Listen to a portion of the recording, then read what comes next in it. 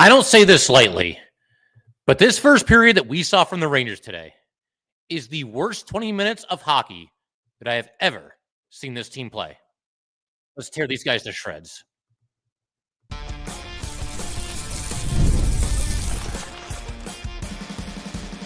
You're Locked on the New York Rangers, your daily podcast on the New York Rangers. Part of the Locked On Podcast Network, your team every day. Welcome back, Blue Shirts fans, to episode number 1192 of the Locked On New York Rangers podcast. I'm your host, John Chick. So I want to thank you guys, as always, for making Locked On New York Rangers your first listen every day. We are free and available on all platforms, including YouTube. And today's episode of Locked On New York Rangers is brought to you by FanDuel. You can start the season with a big return on FanDuel. New customers can place a $5 bet, and you will get started with $150 in bonus bets. If you win your first $5 bet, visit FanDuel.com today to get started. And we are, of course, part of the Locked On Podcast Network, your team every day. So we're doing a special live edition here. That much is obvious. It's fun to mix these in every once in a while. Usually I do them when something fun or cool or exciting is happening. You know, a big playoff win, the start of free agency, the final few minutes before the deadline, whatever it might be. This might be the first live show where I'm doing it because I think we all need to collectively come together, have a place where we can vent. That's actually how we're going to end today's episode, with some questions and comments from you guys. But this was just an absolutely atrocious performance by the Rangers. And I mean what I said just a minute ago in the intro there. I truly believe I've been a fan of this team for 31 years now. The first 20 minutes that this team played today, the absolute worst period of hockey that I have ever seen. And we are Ranger fans, and we have seen some things. I don't think it's ever been worse than that. Just completely listless, lifeless. Just the fact that they continued this trend of having these horrendous starts to games, even on a 4-game winning streak. You would think there would be some urgency, some jump in your game, some, call to arms. Here we go. Let's take it right to these guys. There was none of that. They were back on their heels, and you got to credit the Flyers. They were opportunistic, and obviously they took it to the Rangers right from the jump. But honestly, I didn't see anything all that incredible that the Flyers were doing, other than just flat out outworking, out hustling, out muscling, out skating, out everythinging the New York Rangers. This was just absolutely atrocious, just unserious hockey by the Rangers, unfocused hockey by the Rangers, an embarrassing 20 minutes. It did get a little bit better after that, but how could it not? You can't possibly play that bad for 60 consecutive minutes. And the Rangers got what they got what they deserved, and that was another loss, fifth loss in a row to be exact. And we're going to do a lot here tonight on Locked On New York Rangers. The first thing I want to do, though, is go through that first period. This was such a fascinatingly atrocious period of hockey. This period will go in the Hockey Hall of Shame. This period will outlive every single one of us. And as many ups and downs as we've had with this team, if you're a fan of this team for any amount of time, you guys know what I'm talking about. I mean, there's certainly some ups and some downs. Last year was a ton of fun. Didn't get the ultimate prize, but it was a heck of a lot better than this. This 20 minutes of Ranger hockey here will outlive all of us. It was just a spectacular disaster piece by everybody involved on the ice. So let's go ahead and go through that. Pretty much play-by-play here. I don't really do a whole lot of play-by-play on here, but again, this was just so fascinating how awful they were. So we're going to go through it together here. And first of all, let's look at the way this game started, okay? Let's look at who's on the ice to start the game. The fourth line. Now, I don't have any problem with that because they've been so bad lately. Not the fourth line. The team in general has been so bad lately that I'm all for trying something different. But who's out there on the ice to start the game? Yeah, Jacob Trouba. He's out there with K'Andre Miller. God knows why those two are back together again, but they are. Jacob Trouba's out there because, God forbid, we start any game, we start any period without Jacob Trouba on the ice. Because if we did that, and now granted, the other Ranger defensemen have not been good either. The would-be top four were atrocious in this game. Fox, Lindgren, Trouba, and Miller. I think this is one of the worst games that Adam Fox has ever played. We'll get to that in a little bit too. But God forbid we start any other defenseman for the start of a game, the start of a period, because other than Jacob Trouba, because if we did that, then, hey, there might be a situation where we don't necessarily give up a scoring opportunity, a goalie scoring opportunity in the first 30 seconds or so. And that happened again in this game. Yeah, Jacob Trouba, he's chasing his guy into the corner, and he does put him against the boards for a second, but the Flyer, I don't remember who it was. It doesn't even matter. It could probably be one of us at this point. The player slips away from Jacob Trouba, just goes right by him, goes to the net. Honestly, I think Trouba kind of got away with a trip here. The puck kind of trickles to the other side, Flyers had a whack at it. The puck stays off. But every single time that Jacob Trouba is on the ice to start the game, you know you're giving up a golden scoring chance, and you just hope that the goalie is ready because you know it's coming. It happened in this game, and fortunately, the puck stayed out. And listen, I know I'm being tough on Jacob Trouba. I've got him under a microscope, but too bad. You're the captain of this team. You're making $8 million a season. You've never once lived up to that, and your play lately has been absolutely awful. There's really no other way to say it other than that. To continue kind of going along here, this might have been the ensuing faceoff. It couldn't have been more than like a minute after all this happened. But yeah, defensive zone draw for the Rangers. Once again, the fourth line is out there, and Miller and Trouba are out there. Faceoff win for the Flyers. And Brink picks up the puck and just goes right to the net like there's nobody even on the ice. Igor was able to make a fantastic point-blank save. He went around Trouba like he was standing still. Even Joe Micheletti, he's been critical of this team recently. And we know that Joe is very positive, very happy, always backs up these players. So too does Sam.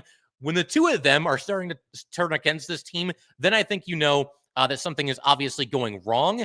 And this is what Joe had to say about this play. That is a terrible defensive effort by the Rangers. This is right from the faceoff. He turns this into a breakaway. And again, Jacob Trouba just standing there like a statue as Brink goes around him. We fast forward a little bit longer here. We've got Edstrom, Kakko, Smith, Lindgren, and Fox on the ice. You've got an offensive zone faceoff here. They lose the faceoff. Adam Fox's shot was blocked. Fox gets completely out-hustled to the puck on this play. He's outworked for the puck. Once it's along the boards, he comes over to try to defend, if you can even call it that.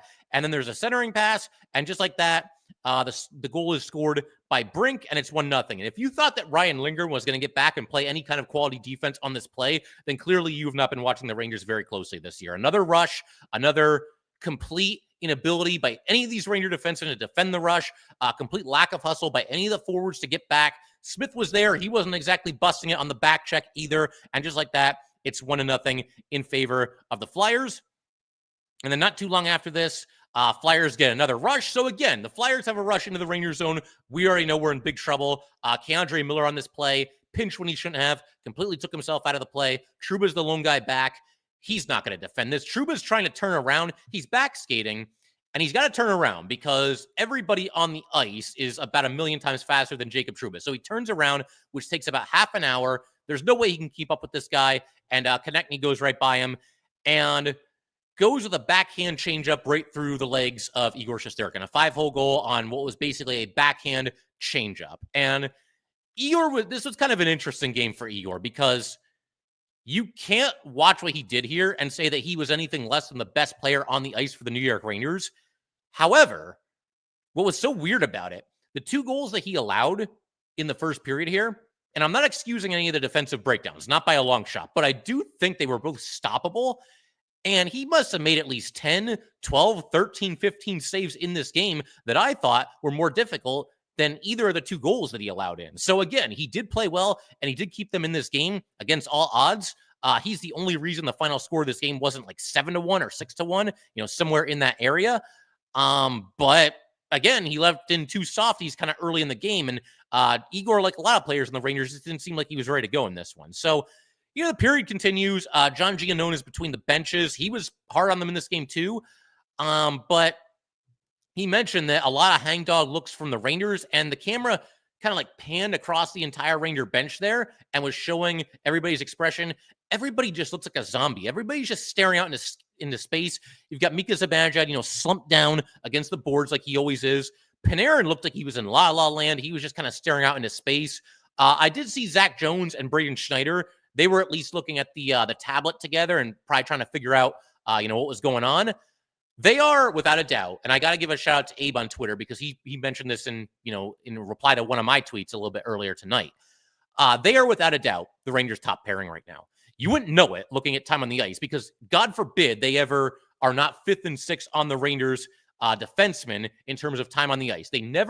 Those 2 players will never get more ice time than Fox or Miller or Lindgren or Trouba. No matter how well they play, and no matter how poorly the others play, they will never get more ice time. They actually had more ice time. They were both over 17 minutes in this game, but I think Miller was of the top 4, he was the one with the least amount of ice time, and he had over 19 minutes. So, yeah, I mean, it was a little bit closer than usual, but Schneider and Jones, no matter how well they play, no matter how poorly the others play, they're never going to get more ice time than the other guys. So, yeah, first period just going great here. Then this play by Vincent Trocheck. And I know Trocheck scored a goal in this game at least, but I mean, whatever. He didn't play well either. The superstar players are not playing well. Vincent Trocheck is behind the Ranger net. He's in a puck battle, okay? He's pinned against the boards. Now, he actually won a puck battle. Believe it or not, a Ranger won a puck battle in this game. But what does he do once he wins the puck battle? And keep in mind, he's behind the Ranger net.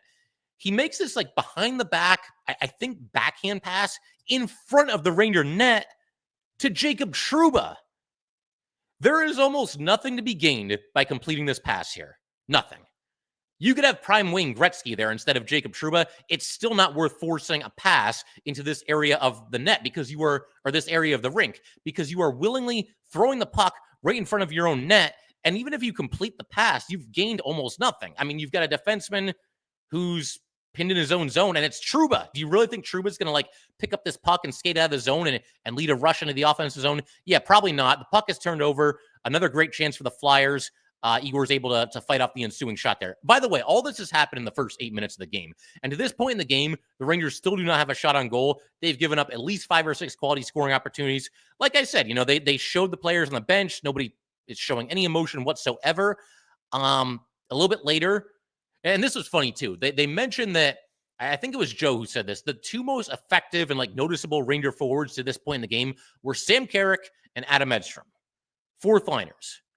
Props to them for at least showing a little bit of fight and everything. But if they're your two best players, and it's not like this is a rarity. The last handful of games here, the Rangers star players are getting outclassed, outworked, out-hustled by every single young player on this team, by every single role player on this team.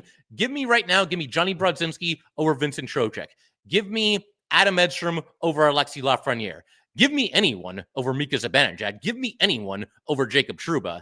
I mean, the list goes on and on. It's the role players and the young guys. Brett Berard turned in another really impressive game in this one, which is made all the more impressive by the fact that everything is crumbling around him. Brett Berard comes up. He gets called up. The Rangers need a spark and a kick in the you-know-what. And he's played great. Another solid showing here in this game. One of the Rangers' best players on the ice. The fact that Brett Berard, a 22-year-old former fifth-round pick, can come up and play this well and look this good while everything around him crumbles and while all of his teammates show next to no emotion, that's especially impressive. I'd be impressed no matter what the Rangers were doing with what Brett Berard is doing right now, regardless of how the Rangers are playing. The fact that they've been terrible, but he continues to come out there and fight every game. He was mixing it up with some Flyers after a couple of plays, at least showing some fight. Tremendously impressive by Brett Berard. See, even in a game like this, we can always find something positive to take out of it. There wasn't much though.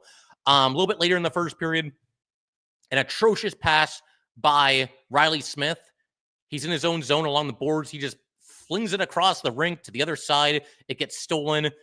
Adam Fox makes no effort to try to break this up. I mean, he was in a tough spot. It wasn't an easy play here, but Fox was terrible in this game, and he wasn't able to do anything. The player goes in, takes a shot, and gets his own rebound, takes another shot, and then Igor, gets the whistle there and holds the puck.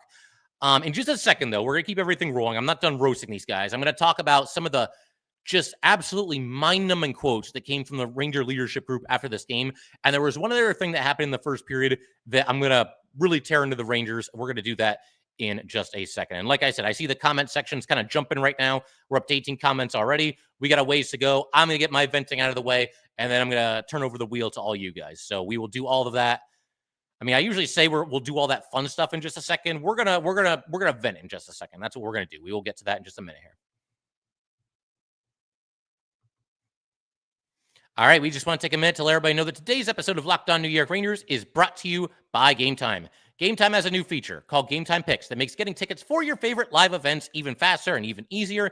Gametime Picks filters out the fluff to show you only incredible deals on great seats so that you do not have to waste time searching through thousands and thousands of tickets.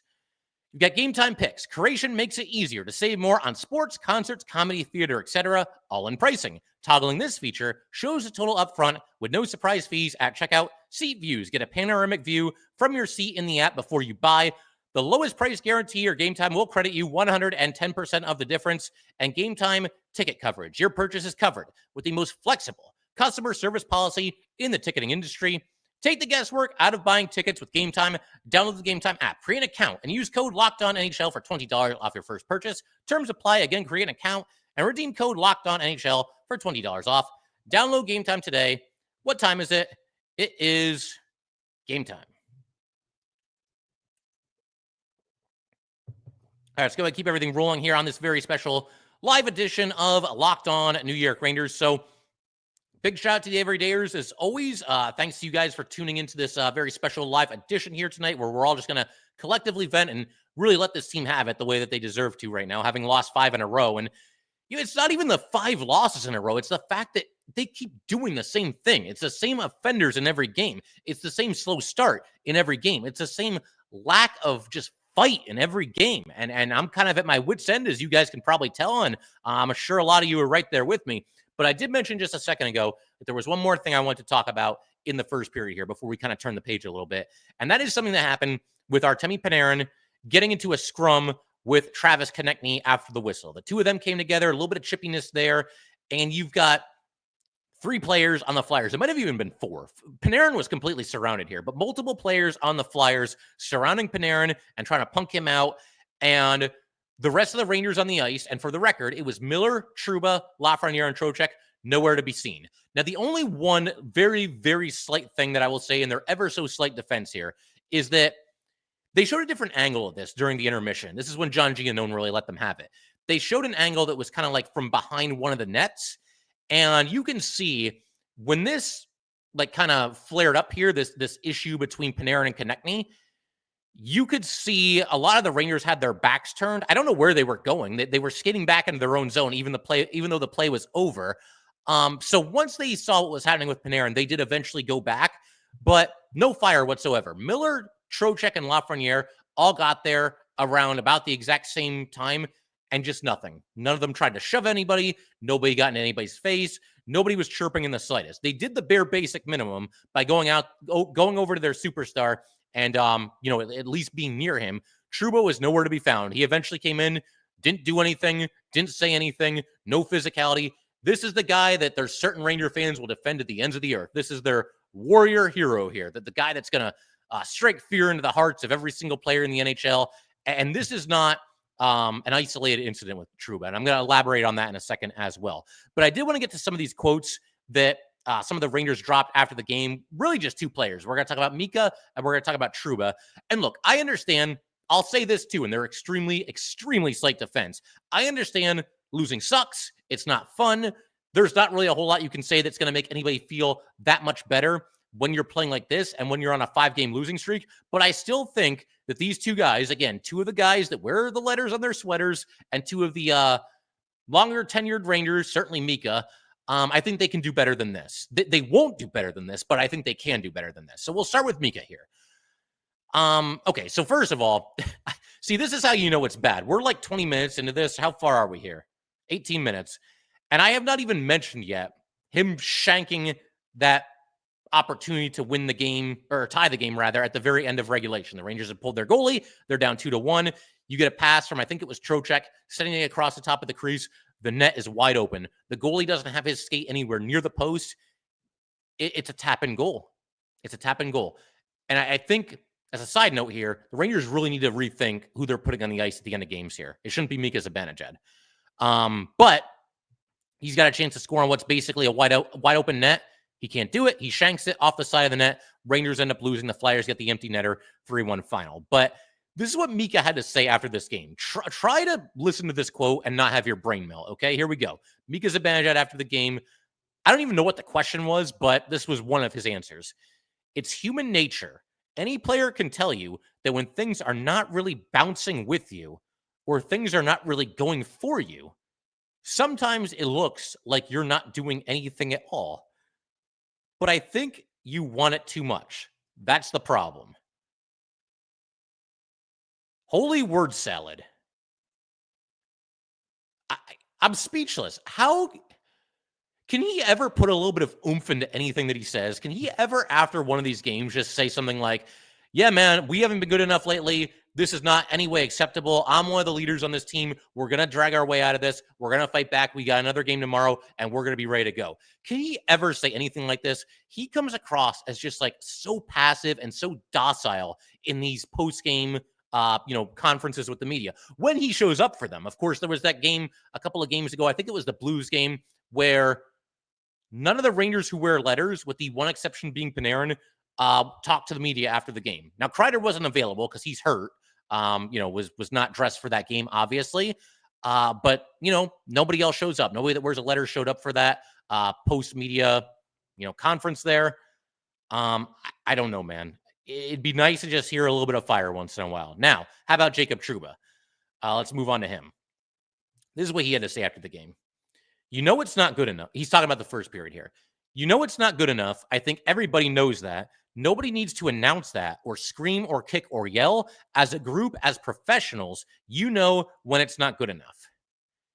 So I saw that. I gave it the old retweet on Twitter, and I'll say here right now on this episode exactly what I said on Twitter when I retweeted this.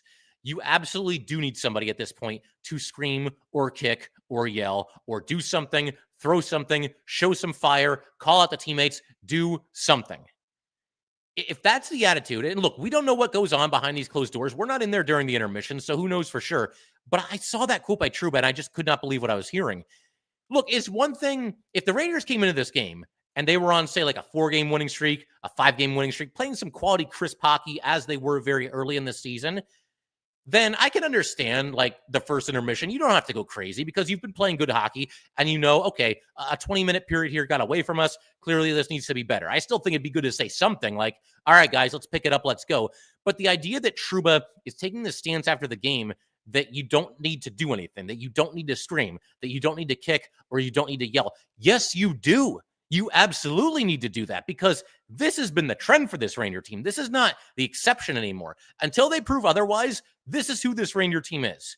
Because again, it's not just the 5-game losing streak, which is bad no matter how you slice it. It's the way that they're losing and the complete lack of fight or effort. And now we find out from our captain here that apparently there's almost no chatter. I mean, is that what I'm to make out of this? Somebody get mad. And I got to give a shout out to, I think it was Abe on Twitter. He mentioned that the one thing that might get these guys going is if Igor Shesterkin during one of these intermissions just goes off on his teammates. And I agree with that. I'm at the point now where I mean, first of all, I don't expect Trouba or Mika to say much of anything. You listen to them, you see the look in their faces, you see the body language. They look completely defeated. The one thing that maybe could get them going a little bit is Igor Shesterkin just going off. And I know, tomorrow's another game. Maybe Quick will be in net. Maybe Quick goes off between the periods if the Rangers don't have it.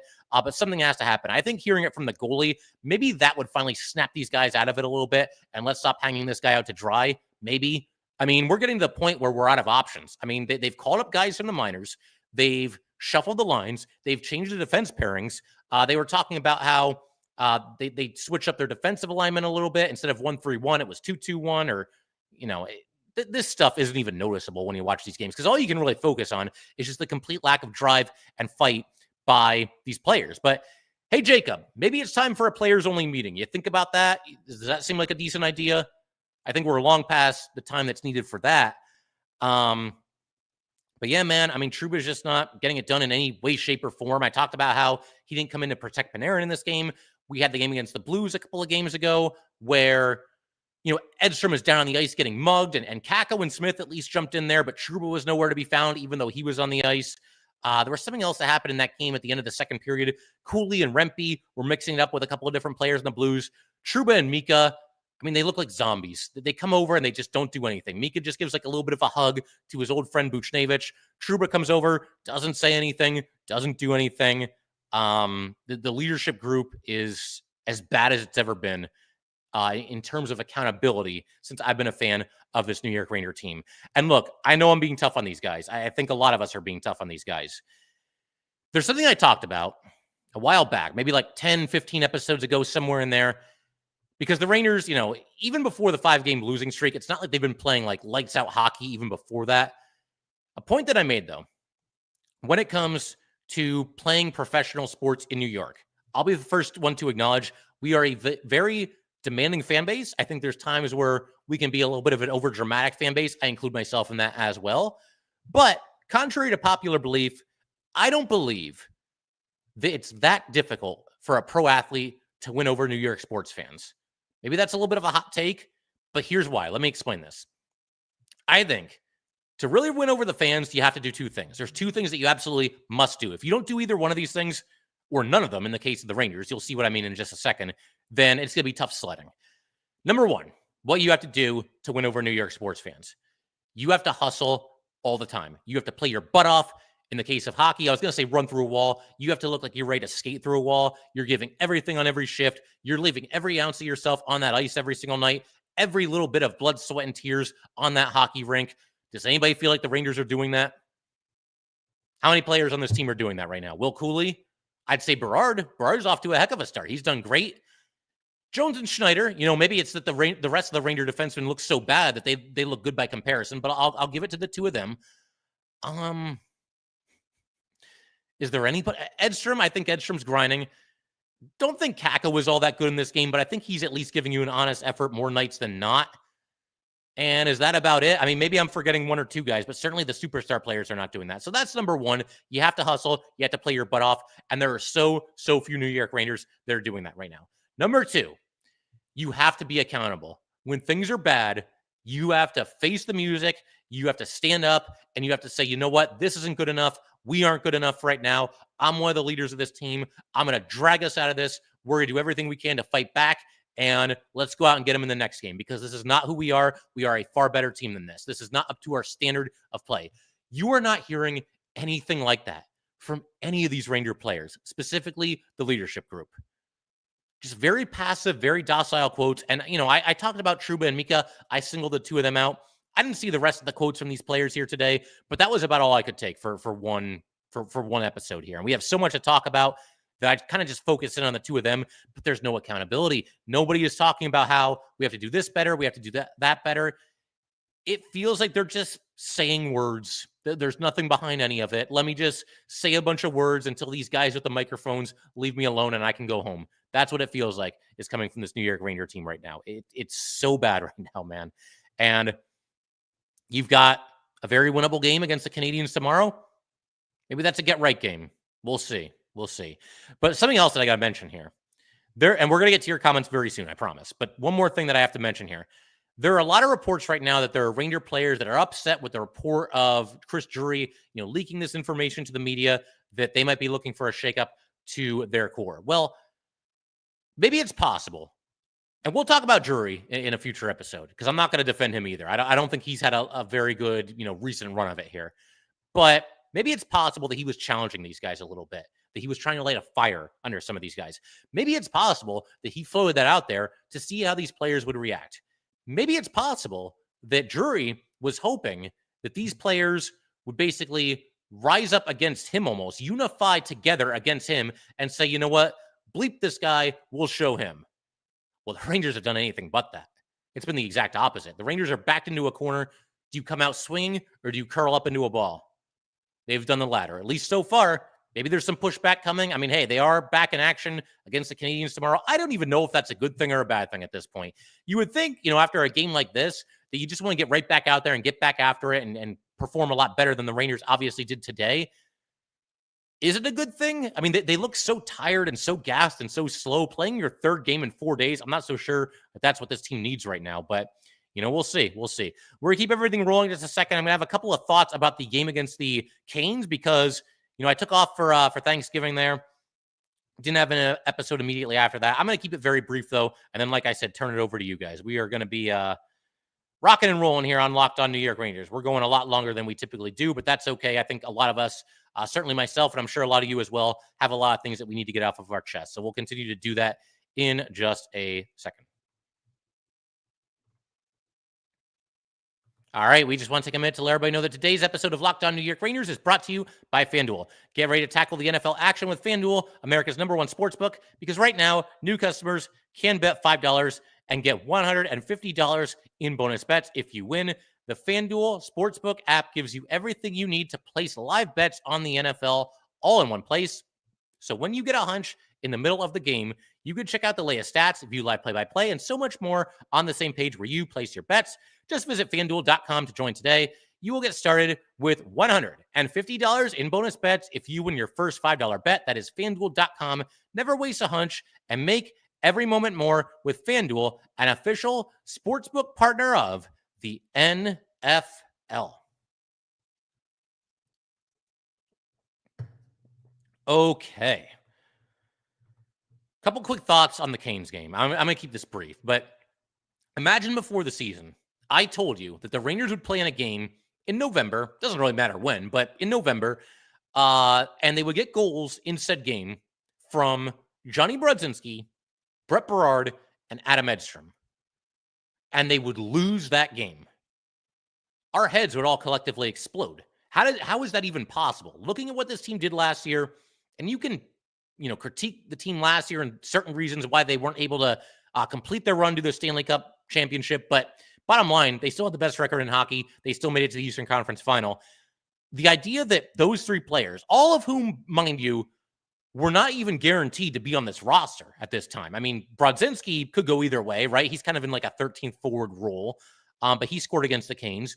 Brett Berard, I mean, we didn't know when he was going to debut, and obviously they called him up to reward his strong play with the Wolfpack and try to jumpstart this group of zombies that we're seeing on the ice every single night. And Adam Edstrom, I'm not even so sure that a lot of us thought that he was going to make the team out of training camp. He did a heck of a job, made the team. Those three score goals, Rangers lose. That's where things are at right now. And one other thing that I got to mention here, just a scenario that unfolded and led to Brett Berard's first career goal in this game. There was an instance where Canes are up 2-1. They have a rush into the Rangers zone. So again, we already know that we're in trouble. But Braden Schneider's back. He hangs in there. He reads the play very well. He holds his ground. He's able to eventually, deflect a shot attempt away. It goes the other way. Berard up the left side. He shoots and scores, beats the goalie clean, gets his first career goal. And awesome for Brett Berard. But a story that I got to tell real quick here that I think you guys will appreciate. When the Canes had that rush into the zone and Braden Schneider is back, I mean, I didn't even realize it was Schneider at first. I actually yelled at the TV. I yelled, stay up, because how often do we see when the Rangers have a rush against them, the defenseman flops down to the ice onto his stomach and just goes sliding across the rink and takes himself out of the play. We have seen the Rangers do that so many times this season. And there's certain times where that can make some sense. That can be an effective play. But I'm so tired of seeing that. I'm so tired of seeing the Ranger defensemen take themselves out of a play by doing that. So I'm yelling, stay up at the TV while Braden Schneider is doing that. And thankfully he did. And like I said, it went the other way. And Braden Schneider, or rather Brett Berard, was able to score a goal. But let's go ahead. Like I said, it's time for you guys to take the wheel here. The last handful of episodes, man, I have ripped this team to shreds.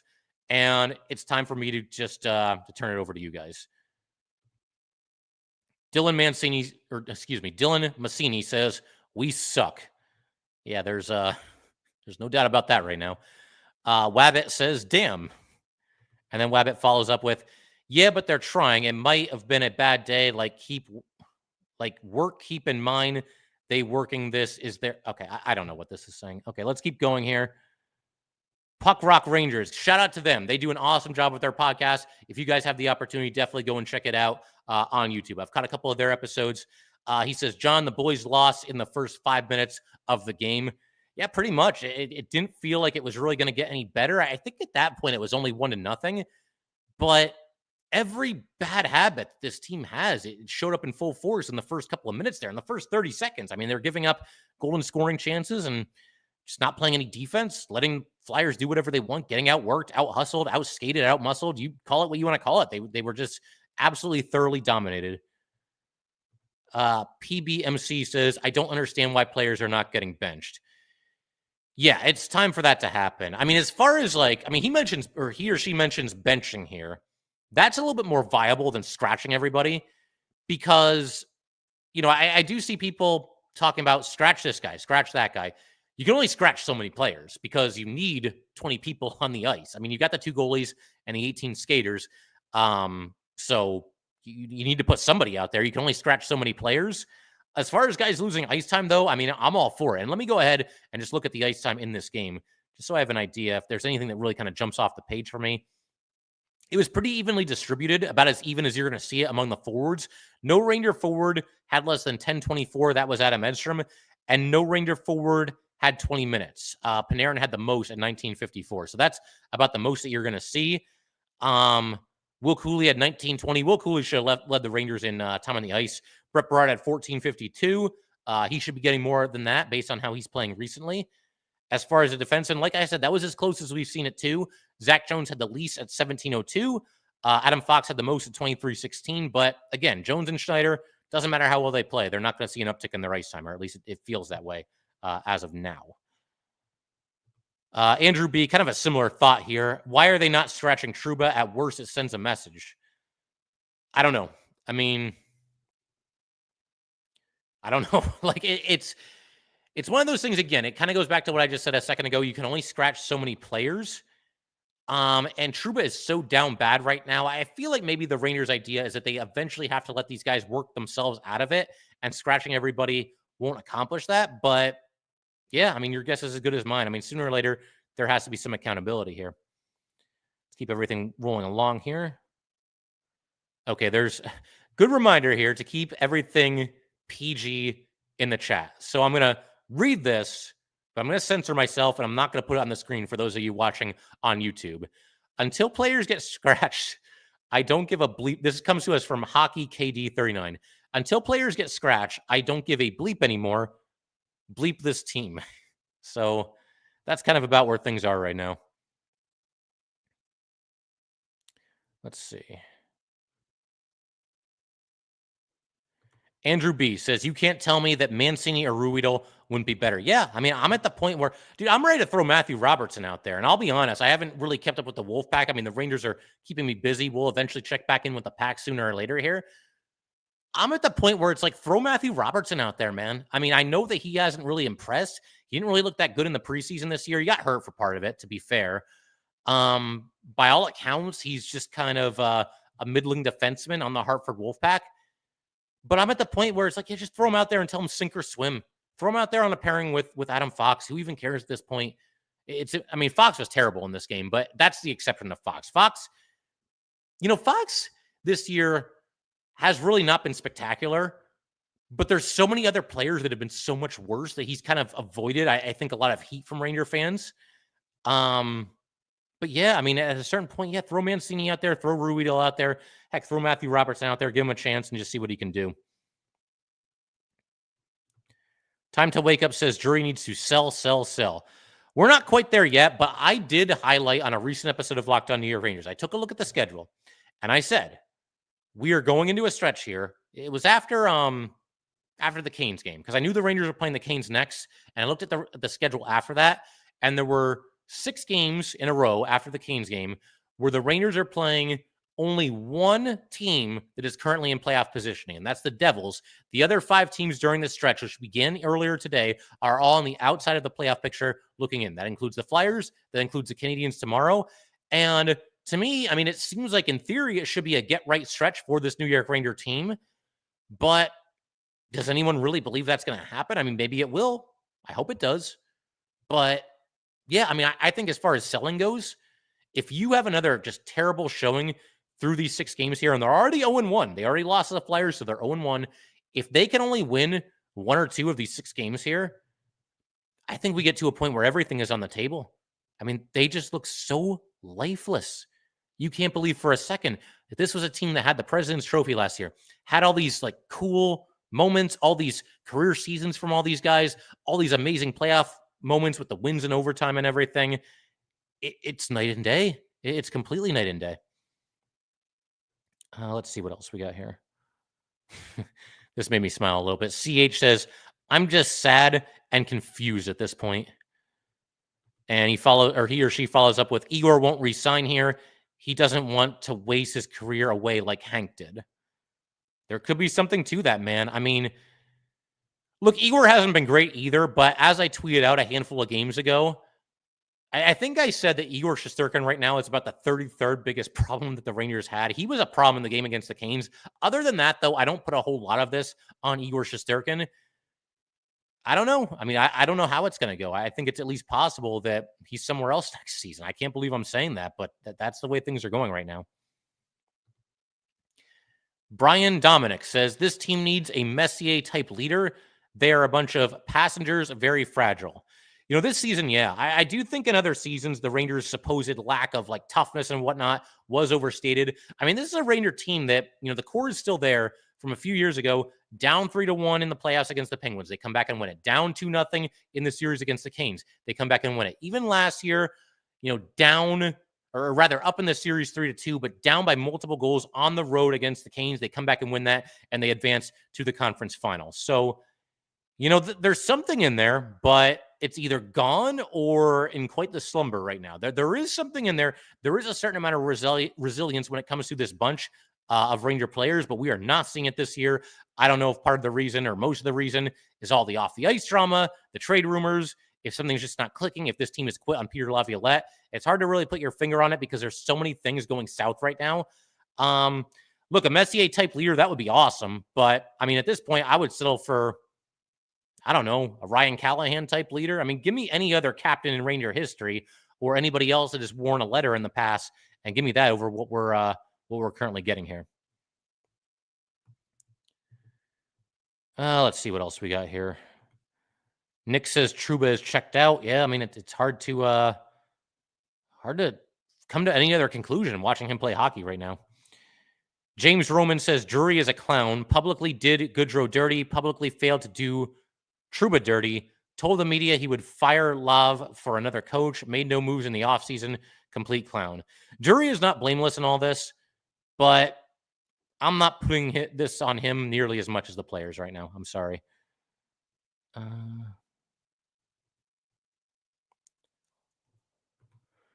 Dimitri says, I feel bad for the fans who paid premium prices for tickets tomorrow to watch this garbage brand of hockey. Yeah, that's something else I want to touch on here. I'm glad you mentioned this, Dimitri, because the Rangers, the players on this team right now, they are going to have a very, very, very short leash with the fans in Madison Square Garden lately. That's kind of a side effect of losing 5 games in a row and looking completely flat and completely lifeless while you're doing it.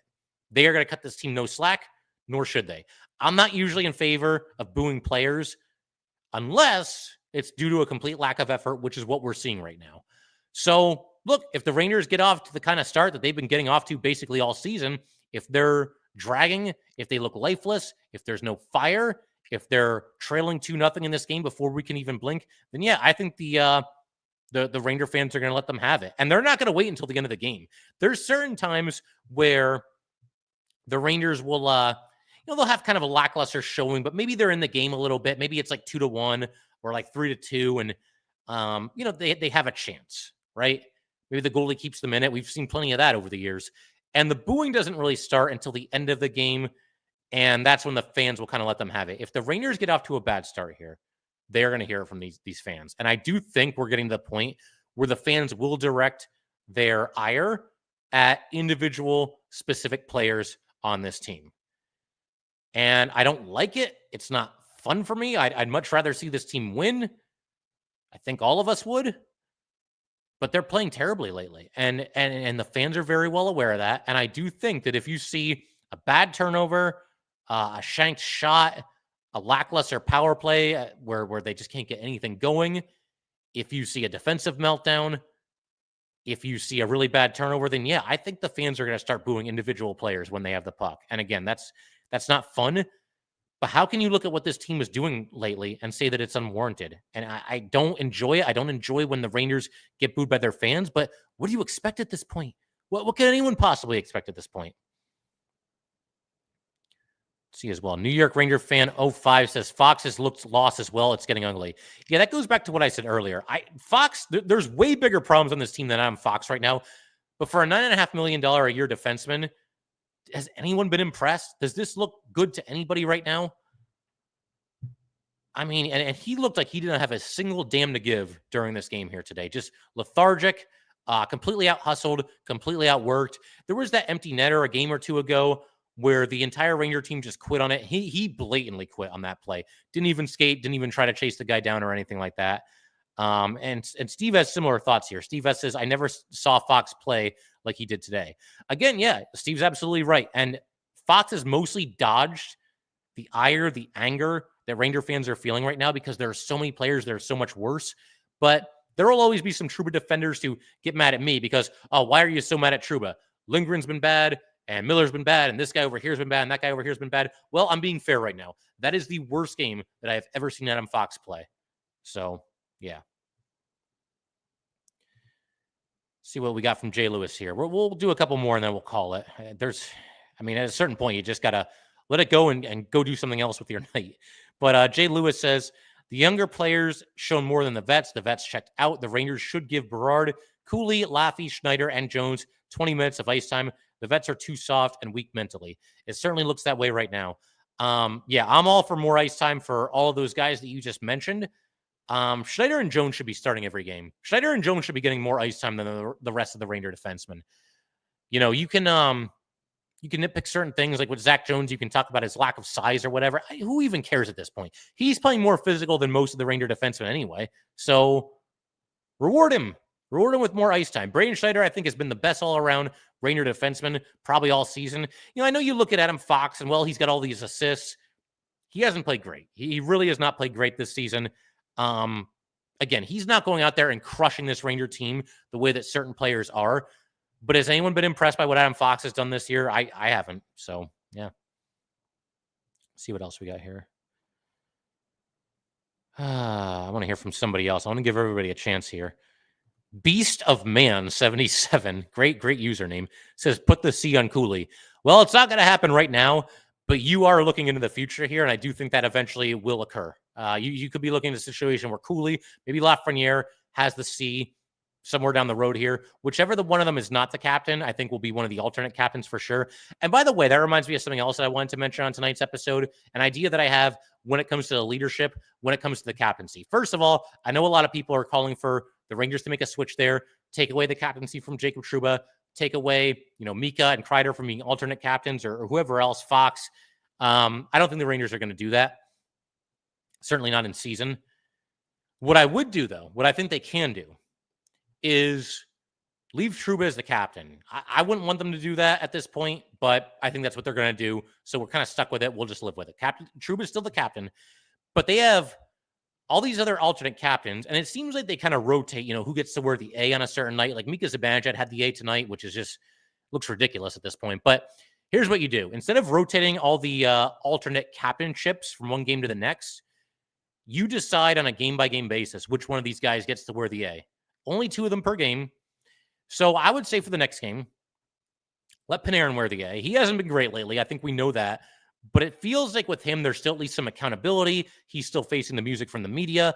I do think with Panarin, you're getting more effort from him than a lot of the other leaders on this team. Again, he's nowhere near his absolute best. But I think there is some effort and there is some level of care from Panarin that we're just not seeing from the other alternate captains. As far as the other alternate captain for the next game, no idea. Who looks like an alternate captain from the rest of that group? I would say if Kreider's back, I would say slap the A back on him, because at least with Kreider, he hasn't been in the lineup lately. And we haven't seen him in action since Drury kind of did that whole call to arms thing and challenged his team in a really meaningful way. So let's give Kreider a clean slate. Look, he can't do any worse than the other Ranger leaders are doing. So I think if Kreider's available tomorrow, I'm putting the A back on him. If not, who else wears the A? It can't be Mika. We can rule him out right away. It can't be... I don't even know, man. As far as the leadership group, I guess Fox. But he didn't play well today either. He's coming off of one of the worst games that we've ever seen him play. I guess Trocheck. I would leave it on Trocheck. But even Trocheck today, he scores that goal. And why does everybody on this team look so sad? They score a big goal in the second period to cut the lead to 2-1. And instead of fire and energy from all these guys, there's nothing. It looks like it's a burden for them to even skate over to each other and congratulate each other on the goal. Trouba, just a blank face after he scores that goal there. They look sad after they score. If this was last year and the Rangers were down 2-0, and if Trocheck scored this goal, he'd be all fired up and let's go, guys, let's go. We got to bring it. There was none of that. When are the leaders going to step up on this team? I don't know. I figure we can call it there. There's a whole bunch of other comments. Maybe at some point we'll just do a live hangout and, I'll just take questions and that'll be the entire episode. But like I said, I think at a certain point you have to kind of just call it a night and go do something else. I mean, you guys can go on social media. There's probably other Ranger podcasts going off right now. Feel free to talk to me. Maybe I'll hang out in the comment section for a couple minutes here at least once we end this live stream. But yeah, man, I'm kind of at the point where I just don't even know what else to say. We've done almost an hour here, and this is just a flat lifeless hockey team right now. And I honestly stand by my comments earlier in this episode where I said that first period is the worst 20 minutes of Ranger hockey that I've ever seen this team play. Completely unacceptable, total garbage effort. So, yep, that's where things are. Let's call it there. Thank you guys, as always, for tuning in. We'll be back with our next episode covering whatever happens between the Rangers and the Canadiens. We'll see you guys for that. Thanks, as always. If you'd like to get in touch with this podcast, please send an email to lockedonnyrangers@gmail.com.